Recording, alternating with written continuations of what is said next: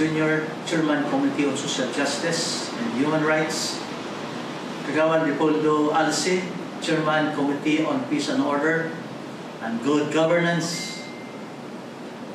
Kagawad Michelle Cabreros, Chairman, Committee on Economic Enterprise and Cooperative, same time Chairman, Araw ng Barangay Sasa. Kagawad Attorney Noel Aban, Chairman, Committee on Health, Disaster Response, Grievance and Ethics. Kagawad Silin Patpan, Chairman, Committee on Education, Women and Children, Appropriation and Finance. Kagawad Pilomena Malones, Chairman on Tourism and Elderly. Kagawad Noel Alunday, Chairman, Committee on Environment, Infrastructure, and Bada Co-Chair. Our Barangay Secretary, Mr. Antonio Vargas, and our Barangay Treasurer, Mr. Ruel Adriban, all Barangay staff, sa atong mga group leaders, mga functionaries, sa katawan diri sa Barangay Sasa, mayong buntag sa inyong tanan. Today is the schedule of our Barangay Assembly. Second, atong pasalamatan ng Ginoo nga gitagaan pa kita og taas-taas nga kinabuhi ug aniya pa niining manindot nga kalibutan. Let us also praise God nga mahangtod karon panahona ako, kamo, sila ana jud sa maayong panglawas nga walay sakit kabitakboy sa usap-usap nato. Manginawat ko nahangtod nga dili pa mawala kining COVID-19, malikayon ta kita sa mga sakit. Amping jud ta sa kanunay. Let us follow the health protocol. Magpuyo ta sa balay kung wala importanteng lakaw. Kung mugawas sa pambalay, mag-Christmas sa kanunay. Sulog ka official kada lakaw. Ayaw kalimti sa pagpanghunaw permi o distansya permi sa atong katapan. Likayi ang tapos. Sa ingon ani, kung ato kining permiting buhaton, murag layo ra sa tuwa ang COVID. Disiplina lang sa atong kaugalingon, ilabi na nga naata sa new normal. Today is our second Barangay Assembly that according to Section 397 of Republic Act 7160, there shall be a Barangay Assembly twice a year and be conducted every month of March and October, just to promote accountability, transparency, and interaction among barangay officials and the residents of Barangay Sasa. But with the current situation, mass gatherings or similar events is prohibited under the executive order issued by our very own Mayor Inday Sara Duterte. So we are now trying to conduct a Barangay Assembly in accordance with the policies and guidelines by the IETF in compliance with the local executive orders in line with the implementation of the community quarantine in our city. Muna ni karon na Barangay Assembly pinaagi diri sa FB Online, meaning no face-to-face contact. Aron kami magpadayag o magpaabot sa inyo ang tanan na mong nahimo, ginahimo, o himuon pa. Kung doon na mo yung mga suggestions, comments, amo ka nang i-welcome. Labi na kong para sa kayuhan o kalampuan sa atong Barangay Sasa. Una, na kong ipabot kaninyo, mao kini. The Peace and Order, chaired by Kagawad Leopoldo Alce. Ang atong kapulisan diri sa police station, sa police station, dili sapat ang ilang numbers para makaresponda yon kung dunay tawag or emergency. Kay tungod sa kadako sa ilang area of responsibilities. Imagine, it composed 5 barangays. Barangay Panakan, Barangay Sasa, Barangay Pampanga, Barangay Gison, and Barangay Aryungto. Ingon man, kining atong 20 ka barangay tanod, kada gabi roving pero tungod sa kadako sa atong area, dili pud mabantayan ang tanan.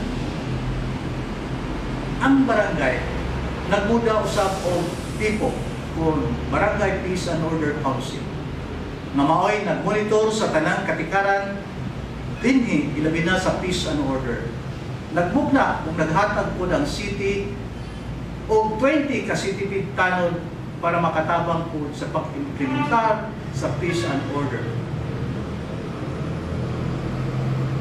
Ato po gipatuman ang Executive Order Number 41, an order encouraging the Baweños to adopt the culture of security as part of our way of life. So there are 4 acts of culture of security. Number 1, this volunteer, meaning you have to volunteer yourself for any other inspection. Second, report. So you must have to report all suspicious persons or activity within the community. And number 3, remind. Remind your friends, your families, all the security regulation of Davao City. And the last, participate. Implement the culture of security within the workplace, schools, puroks, or subdivision, and be active part of the defense system. The very objectives of this is to maintain the peace and order of Davao City. So we have to support the anti-terrorism efforts of Davao City. We must be vigilant and practice these 4 acts of the culture of security for the safety of our family as well as our beloved Davao City. Ako apod, ipamonitor sa atong bantay dagat ang mga kabaybayunan aron masiguro nga ang mga daotang elemento dili gyud makasulod diri sa atong area of responsibility. So mao ni nasukad pa sa pagsugod na kong trabaho isip inyong kapitan. Ang una yun na akong gihimo kaya ako maning nakita na kinanglanon yun ni pagtukod o pagkugna kining atong BIPAT volunteers. Kaning BIPAT, kaning gitawag na to Barangay Peacekeeping Action Team. Para mutabang, pagbantay o pag-implementar sa mga balaod, ilabi na sa pagbantay aning mga batan o nagsigilang o pabuya. Sa mga kawatan, nasigilan po o pangawat para mabantayan po ang sunod. Mao nga, medyo na-minimize nato ang mga riot, kawat sa matag puro.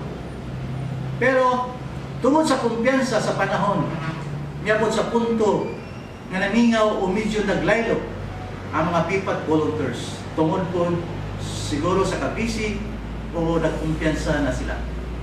Pero, hinoon dili tanan, kay naay ubang mga puro nagpadayon gyapon sa pagbantay sa ilang area.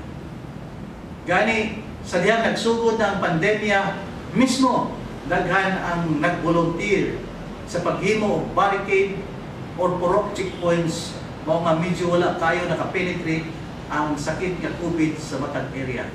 Kung doon naman, at least nabantayon dayon. So karon, balik na po kita sa pag-recruit ng BIPAT volunteers. Gani, na ay mga puro na nagpa-induct na.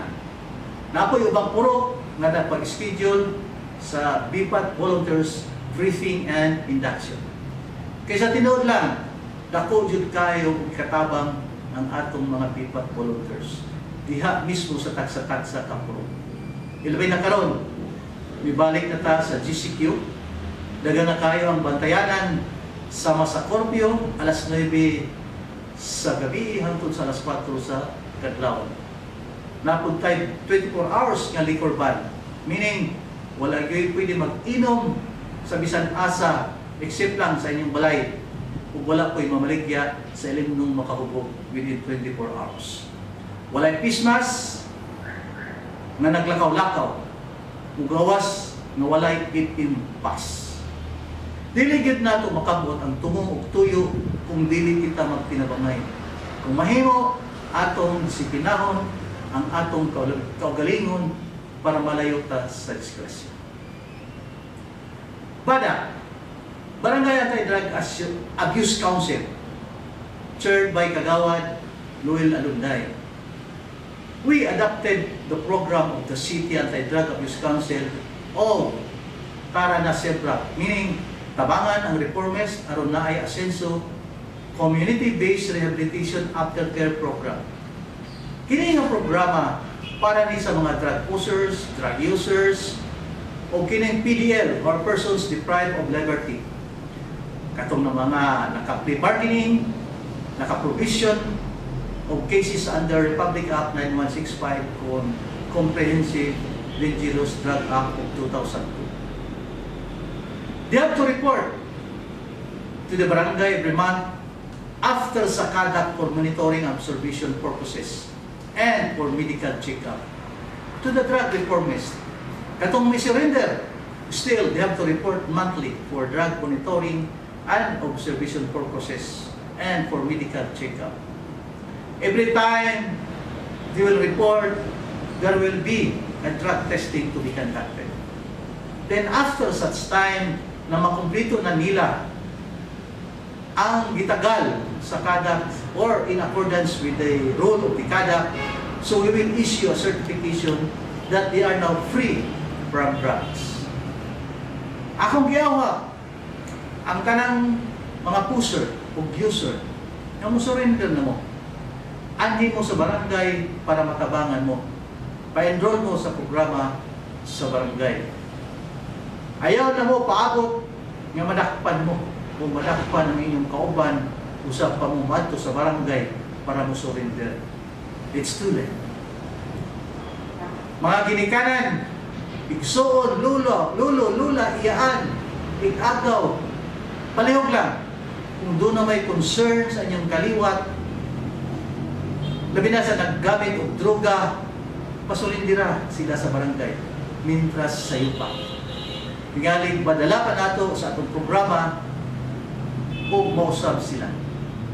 As of today, there are 46 PDL enrolled and 53 persons drug reformists. And this 53 has been moving up. And the rest drug reformists, wala na nagpadayon o may balik sa bisyo, wala dakpan. Unya, hilak-hilak dayon ang inahan kay luoy kayo iyang anak. In short, a consentido. Nani existing policy is approved by the BADA. Gusto lang matandamo na ipapriso una nato kung usa ka tuig para iyang ma-realize na pait di ay aprisuhan. Kung sa ingon, mawala sa inahinay ang droga sa iyang lawas. Health program chaired by Kagawad Attorney Noel Abad. There are some accomplishment by our BNS and BHW. Doon na kita yung mga health workers na 74 kabuok. 40 ang barangay paid health workers, 19 ang city paid health workers. Doon na kita 3 barangay nutrition scholars or BNS, city paid. And we have also 2 BNS trains. Nakikita hindi ba ka-satellite health centers. Ang main nasa Paradise Road, napunta sa Itbango Elementary School under renovation, napunta sa Dunya Salud, napunta sa Kilometer 12 Santo Rosario, ug napunta sa Landmark 3. Ang atong health workers, mo ni sila ang kadadlaw nga mo-assist sa atong doctor, nurses, and midwives. Kay naatay serbisyo bahin sa regular immunization, prenatal, postnatal, tuberculosis, cardiovascular disease program, family planning, monitoring of individual catchment area and profiling, flu vaccine sa atong senior citizen, dog and cat vaccination. Maupod din sila ang nag-monitor sa atong mga di-quarantine or sa mga nag-positive sa COVID-19. So, ubay-ubay po ang trabaho sa atong health workers. Gamay naman din sila ang honorario, pero sige lang, tingalig doon na tayo increase na mahatag sa ila. Tungkol sa programa sa atong City Health Office, the Department of Health, kinipod sila ang nagapanuroy sa balay-balay. Ngitag mga bata. para sa paghatag og vitamin A, deworming, sa bayang patak kontra polio nga tulo ka rounds.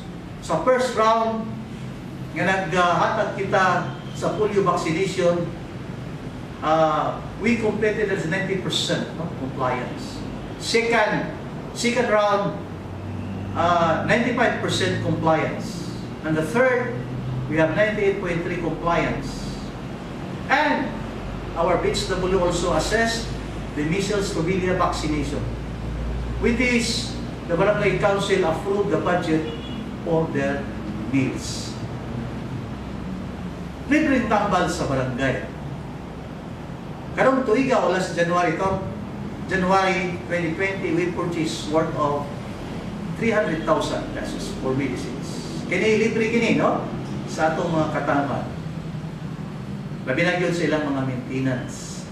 Again, we are planning to purchase again this month of December worth of 300,000 para mapadayon ang mga maintenance, ilabida sa atong mga seniors o mga vitamins para sa kabataan o uban.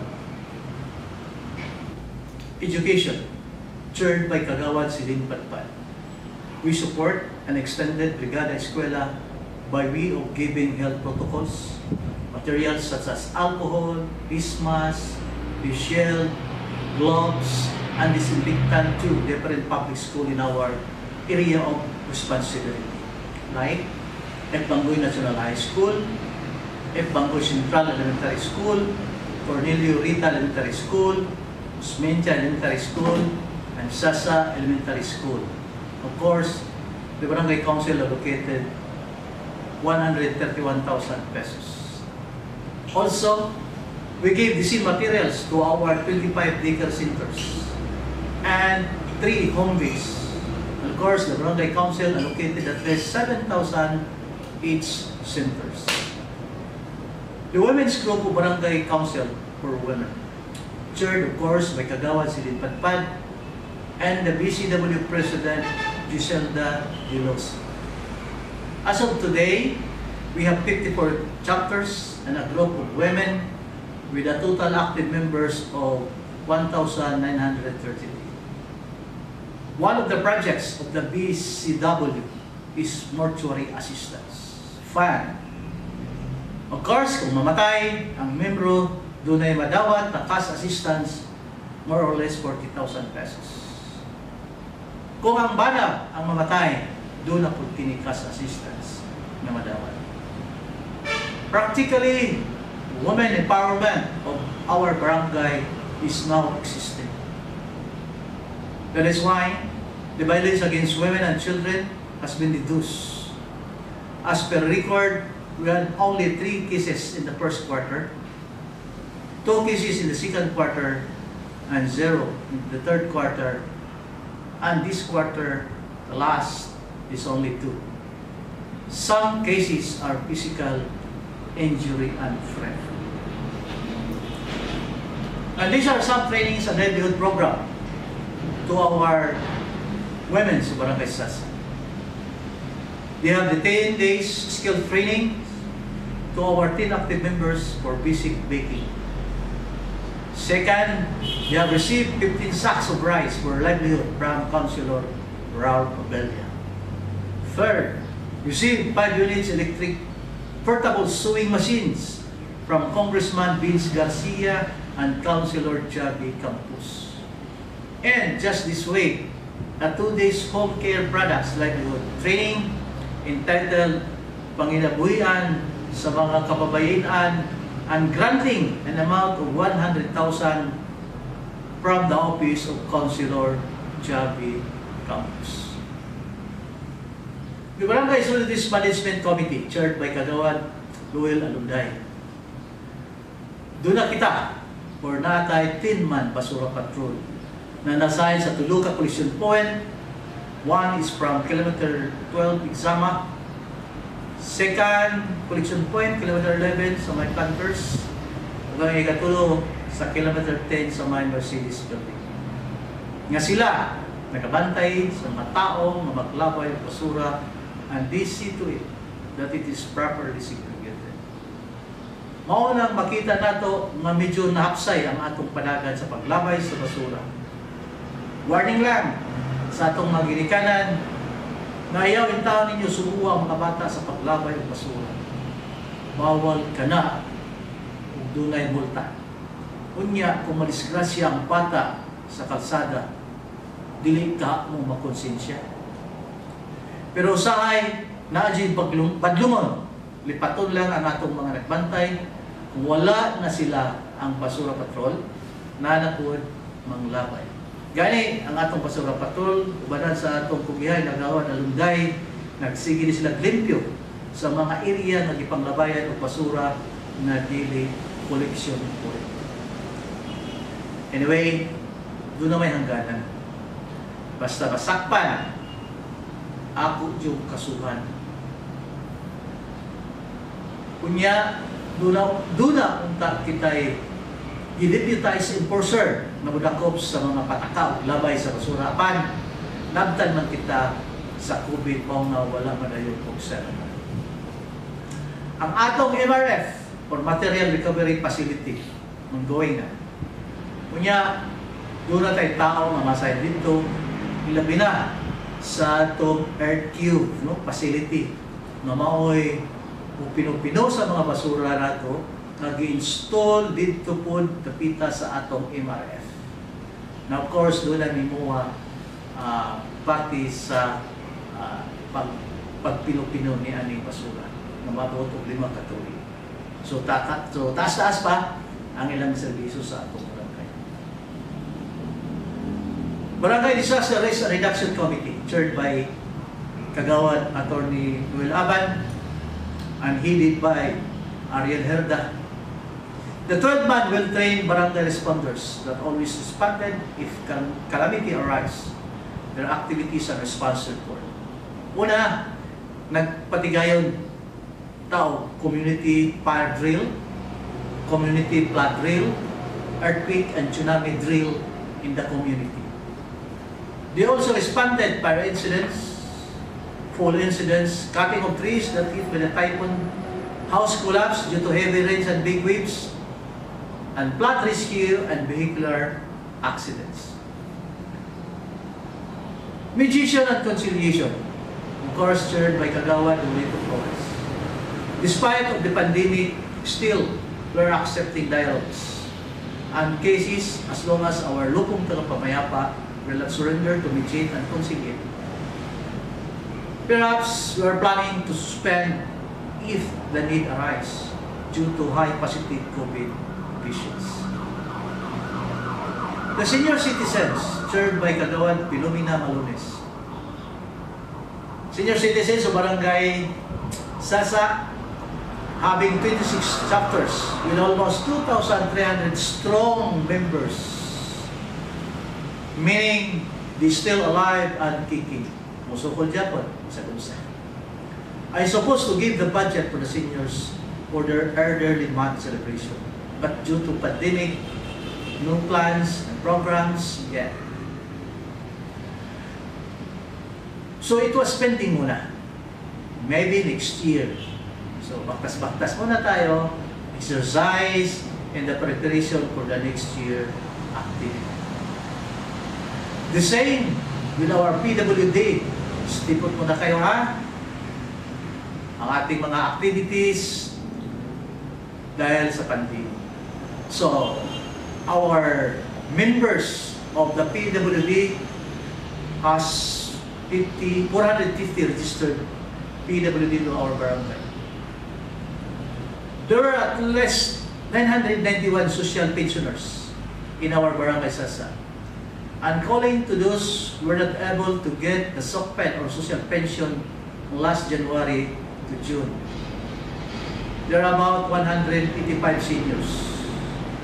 Of course, madawat ninyo gihapon karong December pohon sa ikaduhang semana o doble na, ibali 6,000 na ang inyong madawat.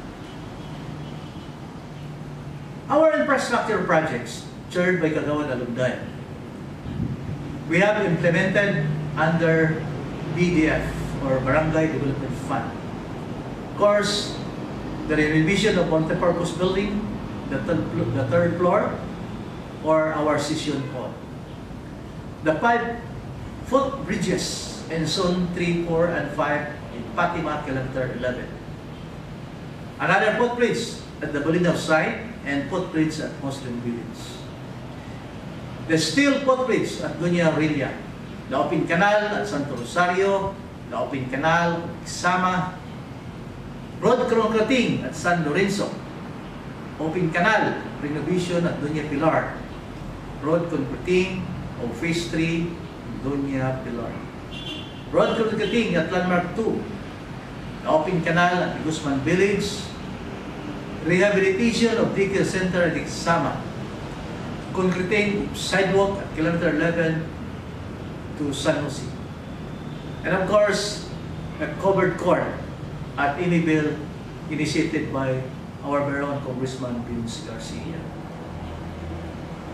We have ongoing projects: the concreting blind canal at San Antonio, the Guzman Creek reprapping, initiated by Congressman Vince Garcia and Councilor Jeffrey Campos, the material recovery facility at Paradise Road, Kilometer 9, the road concreting at Airview Subdivision, and the construction of covered court at Crystal Meadows with initiative by Councilor Gigi Busto.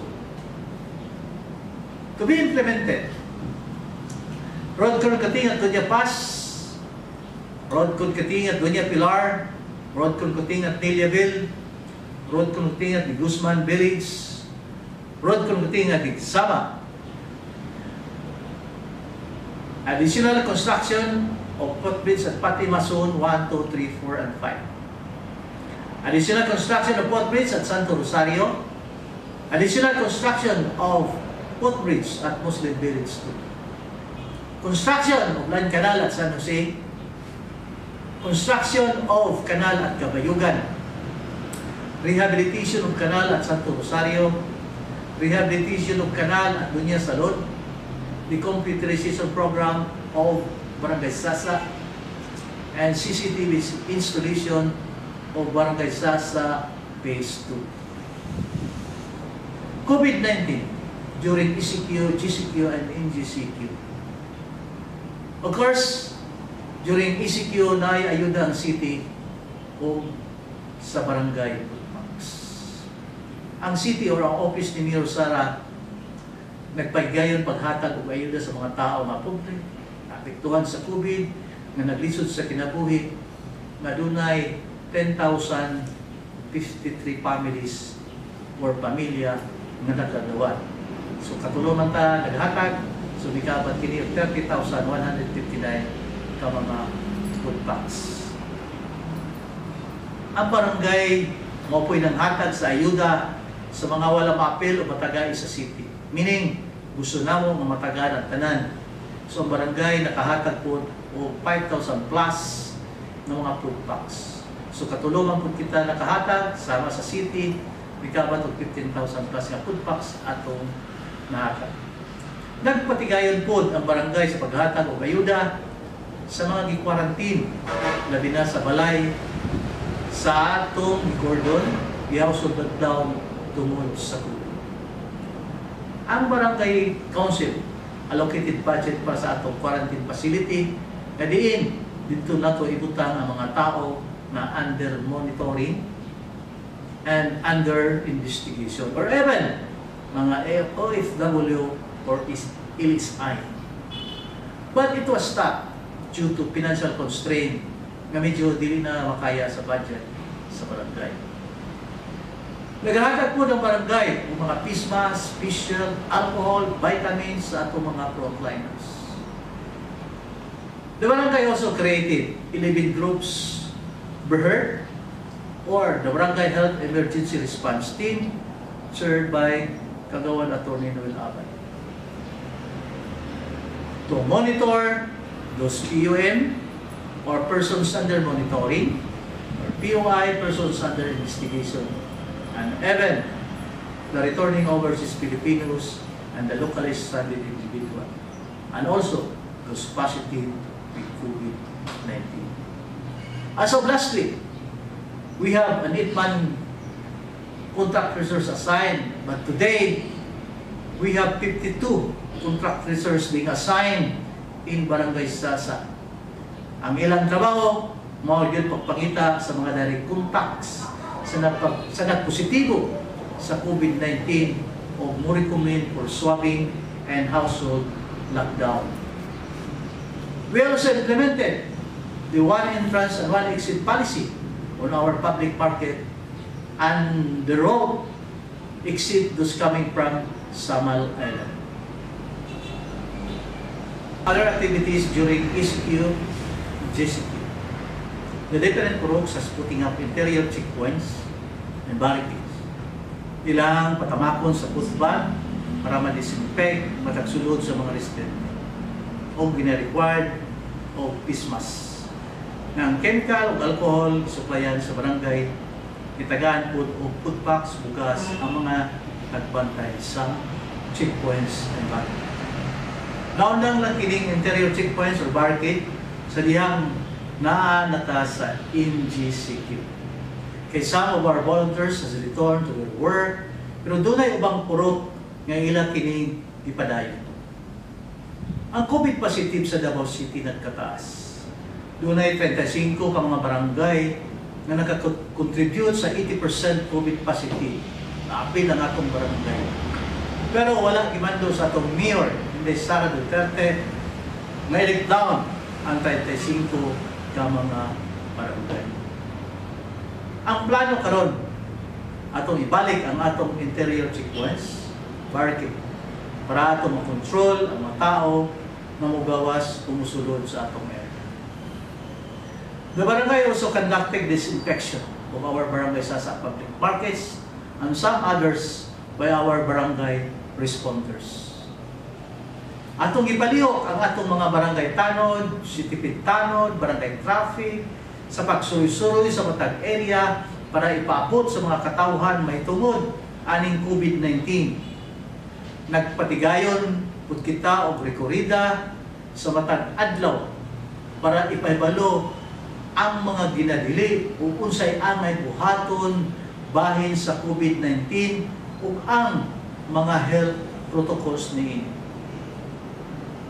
Wala may magkulang sa mga pahimangno bahin niining COVID-19. Apan hangtod karon doon na pa yung mga tao nga murag dili mo sabot sa atong kahitang karong panahon. Dili mo pato, sigig suroy-suroy, walay pismas, walay distancing. I will give you warn or strong warning. Tagaan mo na kong strong warning. Ilabi na, mugawas ang city ordinance nga dakpon ang walay pismas. Unya na apadyoy multa. The Executive Order 59, an order imposing 24 hours liquor ban. So meaning, bawal mainom kung ilimnong makahubog o ginadili po ang pagbalik. Sa tinod lang, ubay-ubay na po ang nadakpan sa mga tanod o sa atong mga kapulisan ang masinupakon sa liquor ban, ingon man sa korte. I have a financial report on the summary utilization funds during pandemic. First, for medical and medicines supplies for the frontliners, nakagasto kita 284,756.88. For medicine supplies sa butika ng barangay, nakahatag ka atong additional ng 99,269.20. Ang mga disinfectant, chlorine, kami kabal sa 10,350. For the rice, canned goods, noodles, hand soap, backpack sprayer, and other supply, kami kabal sa 4,440,500. Food catering for the frontliners and the patients. Ikabat kita sa 1,760,142. So for the rental o barangay isolation unit, quarantine facility, we have 705,200. So meaning the barangay itself spent for at least 7,300,000, 218.10 of our funds. Social Amelioration Program. Sa pagpili o beneficiaries sa atong SAP o Social Amelioration Program, dili ako o ang atong prop leaders. Igo lang ng lista ang mga prop leaders, kunya kay doon na may qualification. Screening. So, it was properly screened by the DSWD and CSWDO.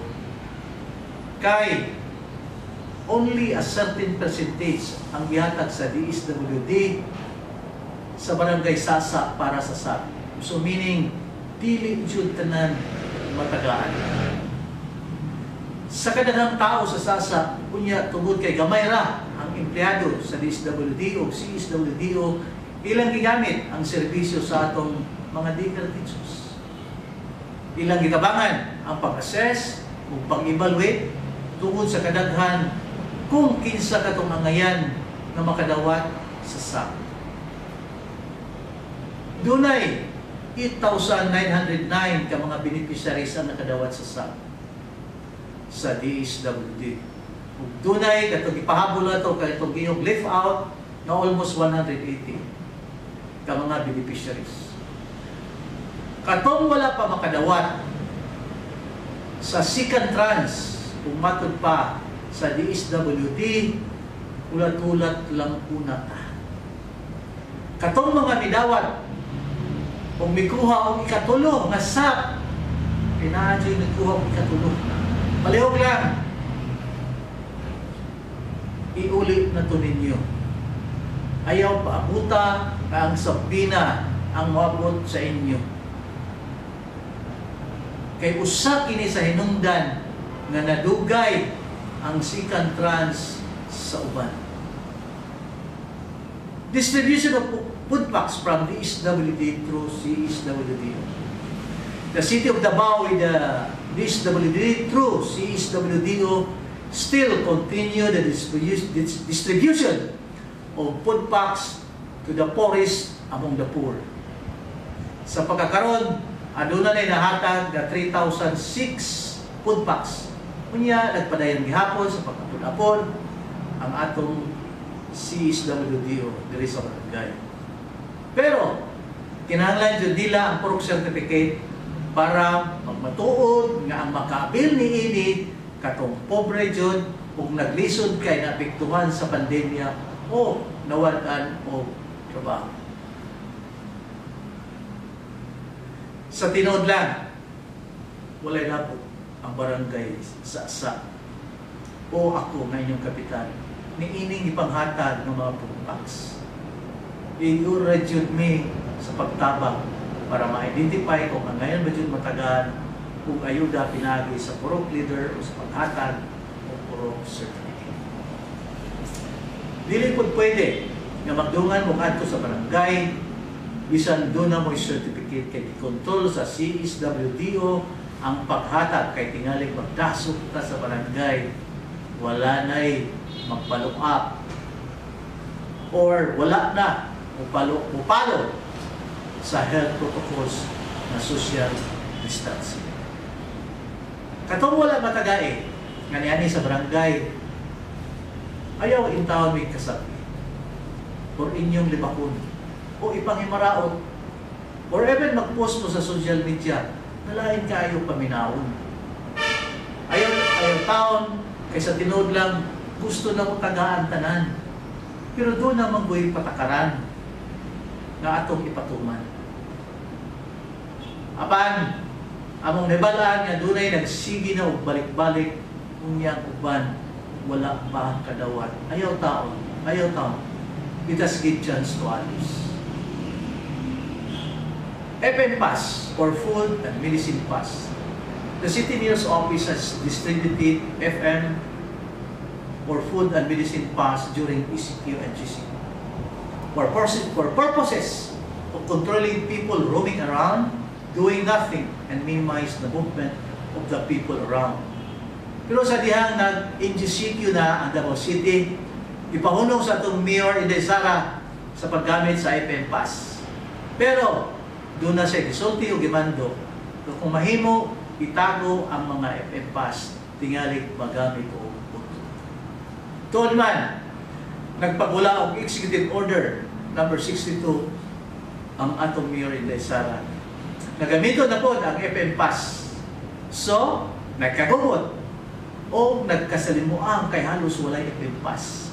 Sa mga rason, wala daw, nalabahan, nabasa, nag-isip, nadala sa kauban, nawani o nakalimtan asa dito.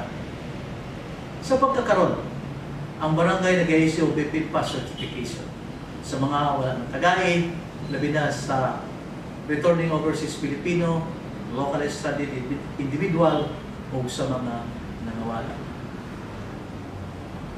Ang akong mga POROK leaders, akong isugo karon nga ilista ang mga walay FM Pass unya ihatod sa barangay para mahimuan og FM Pass certification. Pagkahuman, ihatod sa POROK leaders, balay-balay jud o kung kinsa pa katong walay FM Pass, palista mo sa inyong POROK leaders para mahimuan o dayon og FM Pass certification. Dili na mo moadto sa barangay para namoy magamit tayo. But just last Thursday, November 26, 2020, we have a Zoom meeting with the Vice Mayor Basti na naibak-o magipagawas ka sistema sa FM Pass. Ang city, muhatag og bag-o nga FM Pass nga naay security features kaya naay naghimo og mga fake FM Pass. So ako na kong bisugo ang akong mga POROK leaders na manglista ng otro karon sa tanang tao sa iyang puro para maisyuhan o bag-ong FM Pass. Meaning, katong gigamit yung nakaraan o katong certification, amo itong kuhaw no balik unya tamyuhan na mong bag. Ilista ang pangalan sa holder. Pati po ang alternate. Patakaran, 1 FM Pass per household. Sa mga renters, kung naay pamilya, mabakuman o karaan, tagaan po. Renters, na mga single, tagaan pero dilitanan, pipila lang ang matagaan. Mga trabahante nga stay-in, dili taga Davao, tagaan pero pipila lang para naay masugo, palitong tambal o tao. Ang edad pa ubos 18 patas 65, dili tagaan o FM Pass. Gawas lang kung ang senior, siya lang ang isa sa balay o vote mga senior sa balay, pwede tagaan kay wala sila yung naing masugo. DSWD verification.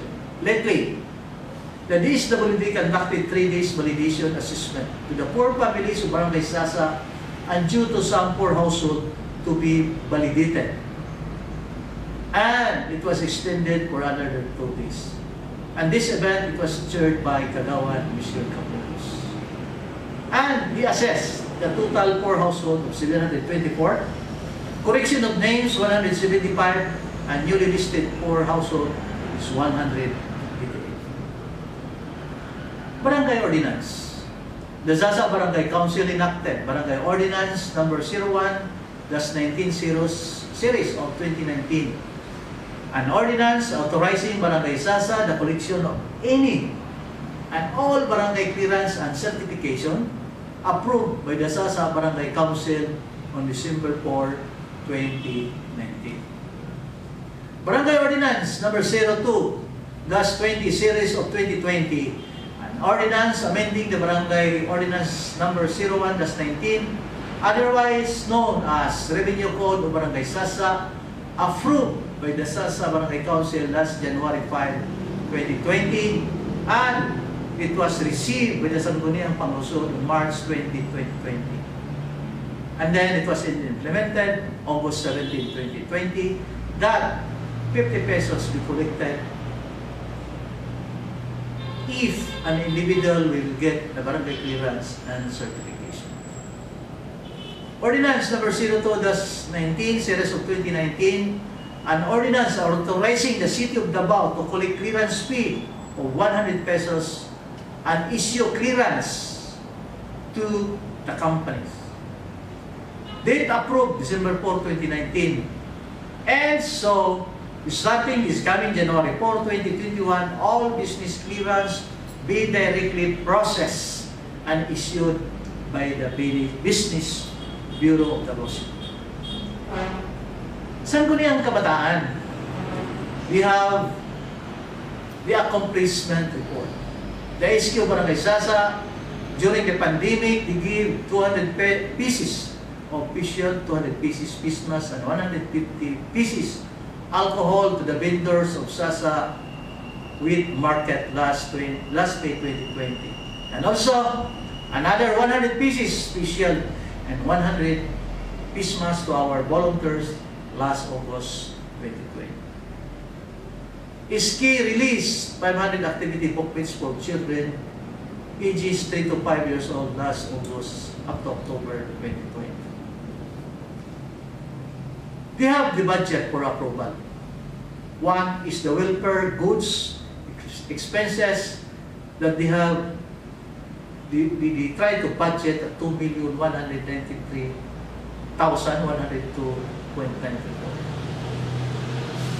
They are also planning to have this health kits and sanitation program, 1,500,000. This is from the help of the Sangguniang Kabataan to the presidents of Barangay Sasa to give food packs and sanitation kits with the help of the Sasa Barangay Council in line with the pandemic and help to lessen the cases of COVID-19. They have this supplemental budget and they propose that the Sangguniang Kabataan ng Barangay Sasa will purchase the following. Kasi balik-kalikay itong supplemental budget nila. So they try to put a budget, 1 unit fire truck, 2 units motor responders, and SK building, and event printers and bond papers for school in Barangay Sasa. I would like also to introduce the Sangguniang Kabataan Council of Barangay Sasa.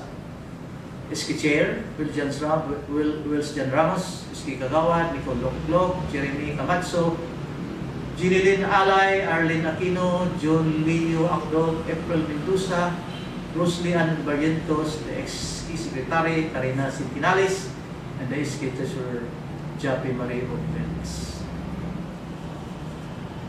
Thank you very much, of course, for listening. God bless po, and stay safe always. But before I end, I would like to read the message of our Secretary of Interior Local Government, Secretary Edward Anyo. Ito po, babasahin ko. Isang maliit na pagpatid sa lahat ng tagapagsulong ng matino, mahusay at maasang lingkod ng pamahalaan. Binabati rin natin ang lahat ng mga opisyal ng barangay sa pamumuno ng iyong punong barangay, mga kagawad at iba pang kawani na kasama natin sa pagdaraos ng barangay assembly at sa lahat ng dumalo at pagtitipon nito. Ako po ay lubos na nagpapasalamat sa mga residenteng naglaan ng panahon at oras upang makilaho sa pagdaraos ng barangay assembly at sumunod sa mga alintuntunin ng batas na may kaugnayan sa pagsugpo sa pandemyang ating kinakaharap. Ang DILG ay nagpapasalamat din sa mga barangay officials na bumubuo at kumilos upang masaayos ang pagganap ng barangay assembly, upang may bahagi at may paalam sa inyong lahat ang mga accomplishments ng inyong barangay upang magkaroon ng isang maayos na dialogo sa pagitan ng mga opisyalis ng barangay at mga residente upang mapag-usapan at mabigyan ng solusyon ang mga problemang kinakaharap sa kasalukuyan. Sa pagpasok ng 2020, ang unang kailangan ng inyong atensyon ay ang problema na kinakaharap ng lahat at ng ating bansa, ang pagkalat ng coronavirus disease o COVID-19 na may banta sa ating kalusugan. Kaya mahalaga rin ang papel na gagampanan ng mga barangay upang mapigilan ang pagkalat ng coronavirus disease o COVID-19 sa inyong barangay at sa buong bansa. At bilang diskarte, lahat ng barangay initasang bumuo ng kanilang Barangay Health Emergency Response Team na siyang pangunahing katuwang ng ating pamahalaan sa pagsugpo ng COVID-19 at sa pagpapalaganap ng mahalagang impormasyon tungkol dito. Katuwang ng ating ahensya ang mga BHERTS. Diin ay naatasang magsagawa ng contact tracing at iba pang mga mahalagang tungkulin upang maiwasan ang pagkalat ng virus sa ating barangay. Hindi tayo maaaring kampante sa bagay sa panahon na ito dahil ang nakasalalay dito ay ang kalusugan at buhay ng ating nasasakupan at ng ating mga mamamayan. Kagapay din natin ang Barangay Peace and Order Committee na kailangan maging masipag at masigasig sa pag-alam sa mga isyu at problemang kinakaharap na nakaapekto sa usaping kapayapaan, kaayusan, kaligtasan ng publiko at maging katuwang ng pamahalaan sa pagsugpo ng insurgency sa ating nasasakupan. Nais din po namin napasalamatan ang inyong Barangay Anti-Drug Abuse Council o BADA na naging aktibo sa pagsupil sa illegal na droga. Kami ay umaasang sa patuloy ninyong pagkikiisa sa hadikain at kampanya ng Pangulong Duterte laban sa illegal na droga. Sa panahon ngayon, mahalaga din ang pagsasagawa ng mga tungkulin sa ating Barangay Solid Waste Management Committee or the BSWMC na siyang nagiging tagapagtaguyod sa pangangalaga ng ating kalikasan at pagpapanatili ng kalinisan sa ating barangay upang maiwasan ang polusyon na posibleng maging sanhi sa pagkalat ng COVID-19.